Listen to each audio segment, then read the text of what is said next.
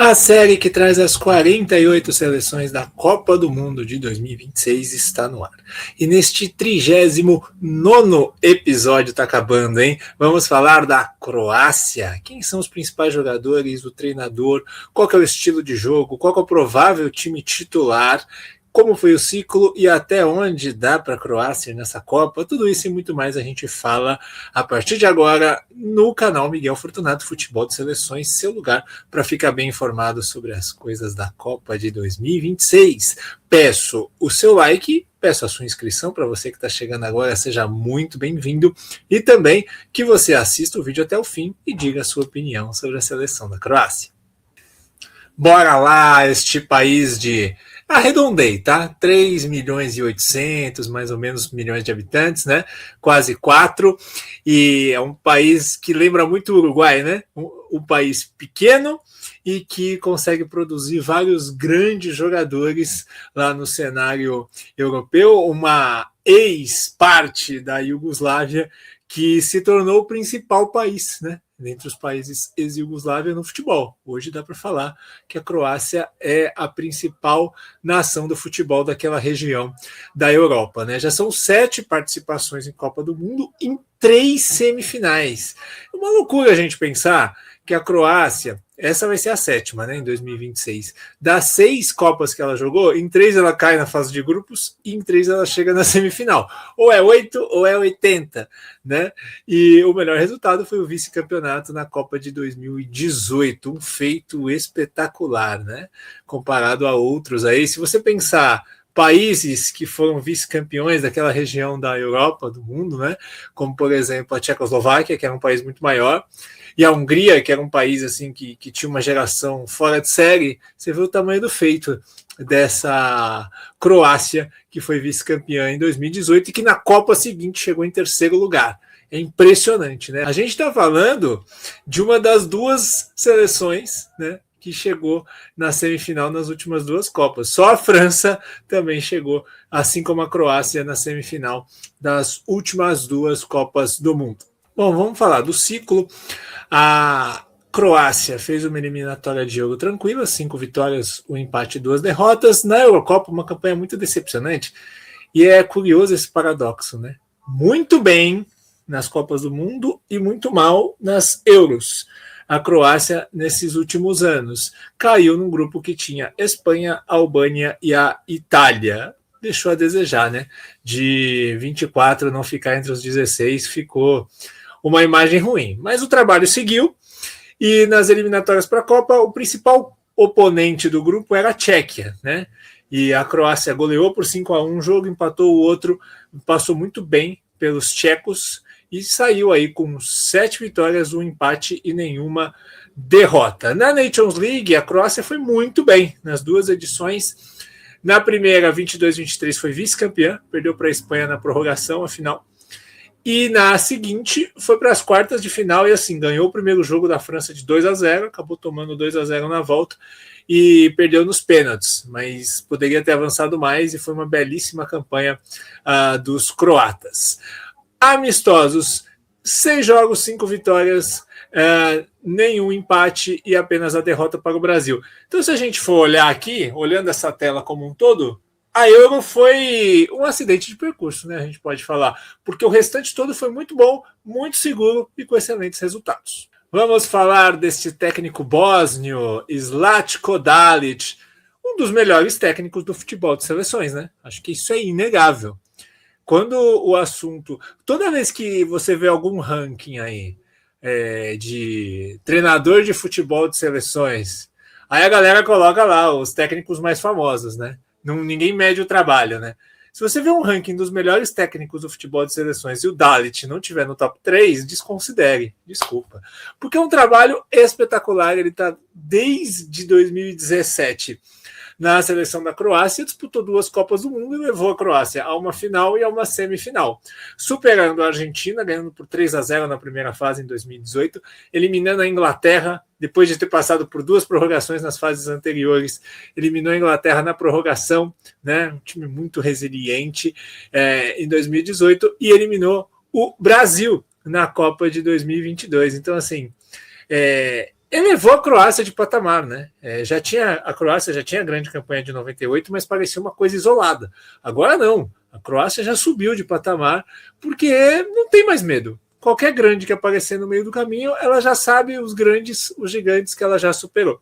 Bom, vamos à lista da Croácia para a Copa do Mundo, então. Livakovic, goleiro que voltou ao Dinamo de Zagreb, né? Estava no Fenerbahçe.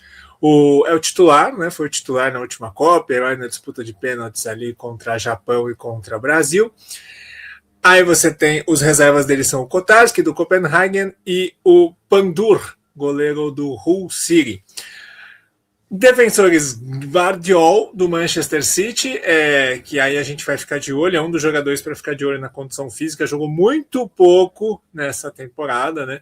Mas é fundamental para o esquema do Dalit. O Kaleta Char, que joga na Real Sociedade, é um cara que está ali esperando alguém dar uma brecha para pegar uma vaguinha aí no time titular. O Sutalo, zagueirão do Ajax, o Stanisic do Bayern, que é um cara muito importante porque ele faz todas as funções, né? Ele pode ser lateral dos dois lados e zagueiro dos dois lados, joga em linha de 4, joga em linha de 3. Então, assim, é um coringa para a defesa e é um jogador de altíssimo nível, né? É alto, tem força física, não é tão lento, então é um jogador muito importante. Pongracic, da Fiorentina, o Erlich, jogador do Midtjylland da Dinamarca, que recebeu boas oportunidades nesse ciclo, até mesmo como volante, e esse garoto que é aí uma revelação do futebol croata, 19 anos, esse zagueiro Luka Vuskovic, que tem tudo para ser um dos principais zagueiros do futebol mundial nos próximos anos. Estava no Hamburgo, agora está no Tottenham. Meio-campistas, o Luka Modric, eterno, que deve ir para sua última Copa do Mundo, né? Passando aí dos 40 anos. Teve um problema na face, né? Vamos ver se ele deve jogar de máscara, provavelmente, a Copa do Mundo. Mas ainda está jogando muita bola, né? Foi para o Milan, jogando muito futebol, ainda rende muito bem. O Luka Modric é um exemplo de que se a gente se cuida, a gente consegue ir longe, mesmo com uma idade mais avançada, né? Kovacic, do Manchester City, é um cara que a gente vai ter que ver se vai conseguir jogar a Copa do Mundo. Foi convocado, está se recuperando de lesão, muitos problemas com lesões nessa temporada. Se ele tiver em forma, provavelmente deve ser titular, mas eu acho difícil, tá? Eu acho que ele vai para ser uma opção, pelo menos nos primeiros jogos. Vamos ver como é que vai se desenrolar aí nessas 2 semanas que faltam para a Copa, a recuperação dele, né? Mas é um jogador, que é um jogador que depende muito da condição física. O Mário Pasalic, jogador da Atalanta, o Nikola Vlasic, que fez uma ótima temporada no Torino, né? Um meio-campo de boa qualidade, que joga mais ali pelo lado direito, muito bom jogador. O Susic, da Real Sociedade, o Lucas Susic. O Martin Baturina, jogador do Como, também excelente temporada, ótimo jogador de condução de bola, né, trazendo uma característica diferente. O Christian Jackert, que com o Dalit, aqui ele está como meia, mas o jogador do Augsburg, ele é lateral direito, né? E é um lateral direito muito ofensivo, que finaliza muito bem. Então é uma opção muito interessante para a lateral direita também, quando quiser ser mais ofensivo o time da Croácia, né? O Petar Susic, que foi um reforço da Internazionale para essa temporada, jogador que se destacou muito bem na equipe italiana, muito bom jogador, né? O substituto natural aí do Kovacic e do Brozovic nessa transição de ciclo, né? Sendo parceiro do Modric. O Nicola Moro, jogador do Bolonha, que também joga bastante, também recebe muitas oportunidades do Dalit, e fechando os meio-campistas, o Toni Fruk, jogador do Rijeka, da Croácia. E ainda para os atacantes, meio-atacantes, né? E também centroavantes, o Perisic, que pode jogar de lateral, pode jogar de ala, pode jogar de ponta, jogador veteraníssimo aí do PSV, provavelmente deve ir para a sua última Copa do Mundo também. O Andrej Kramaric, que fez mais uma excelente temporada com muitos gols e muitas assistências lá no Hoffenheim, excelente jogador, né? Pode ser falso 9, pode ser meia. O Ant Budimir, que é uma temporada goleadora lá no Osasuna, em La Liga, e a Croácia estava muitos anos sem esse homem-gol. Ela foi para as últimas Copas sem um homem-gol confiável, né? Agora você tem no Budimir Não que seja um super centroavante, mas é um centroavante mais confiável. Aí você tem o Marco Pasalic, não confunda Mário Pasalic com Marco Pasalic, esse joga no Orlando City.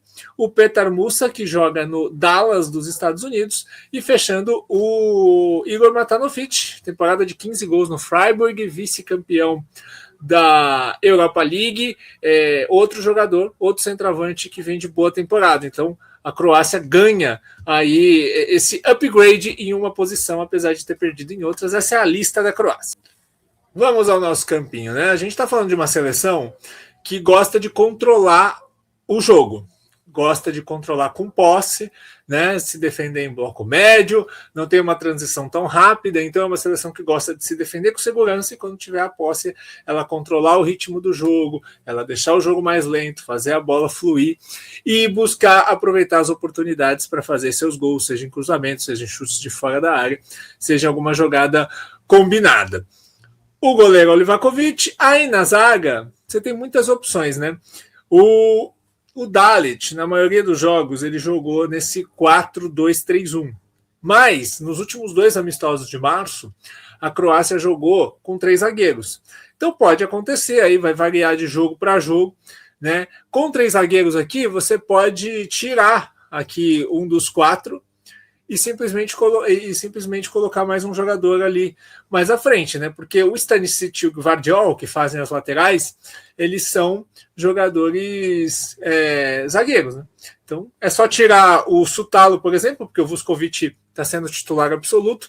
Você tira o Sutalo, deixa os 3 e está tudo certo. Se não tiver o Gvardiol, você pode colocar o Kaleta Char ali aberto pelo lado esquerdo, tá? Mas acredito que a Croácia deva vir na maioria dos jogos numa linha de 4, e como eu disse, por exemplo, um jogo contra Panamá, no jogo contra Gana, que a Croácia quer ser mais ofensiva, ele pode mudar o Stanisic de posição e colocar o Jakic como um lateral direito para ter uma opção de ataque mais ofensiva. Aí você tem no meio o Modric e o Susic.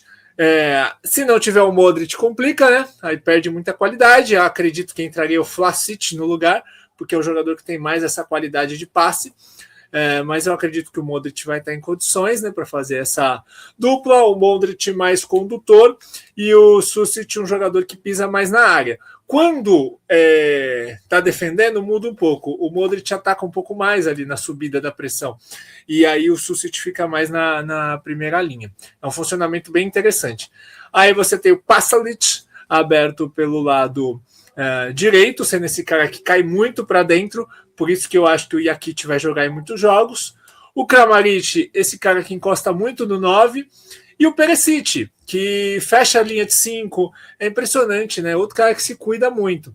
Fecha a linha de 5, um cara que ataca, faz muito bem esse corredor, jogador que é bom defensivamente, confiável defensivamente e que cruza muito bem a bola para a área. Então é uma arma muito importante para a seleção da Croácia, apesar da idade mais avançada. E o Budimir é esse centroavante aí, como já foi falado na lista, tem boas opções de banco aí, a seleção croata. Vamos aos prints, então, para entender, né? Aqui a gente tem a Croácia defendendo com 3 zagueiros, né? E aí varia de jogo para jogo. A Croácia muitas vezes defende em linha de 4 e muitas vezes defende em linha de 5. Aqui contra o Brasil estava defendendo em linha de 5, né?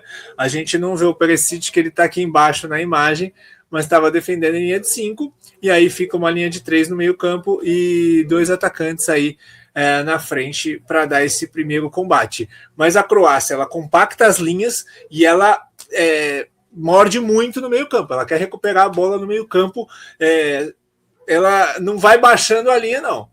Ela compacta essas linhas, confia muito na velocidade dos zagueiros, numa ligação direta do adversário, e busca recuperar essa bola já no meio campo para retomar o controle do jogo.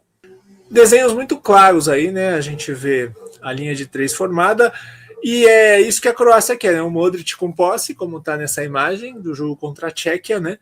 E aqui ele pode ou fazer aqui a armação do jogo, fazer um toque mais curto e a Croácia construir, tentar uma ligação direta com o Budimir, tentar ali uma inversão para o Perisic do lado esquerdo, mas você vê que, de acordo com o campinho, os desenhos dos jogadores aí estão muito claros, com o Modric e o Susic lado a lado, e os alas, né, espetados aí pelo lado, né? O Perisic de um lado, fazendo a função de um ala, porque o Gvardiol fica mais preso, e aí do outro lado você tem o Pasalic fazendo essa função.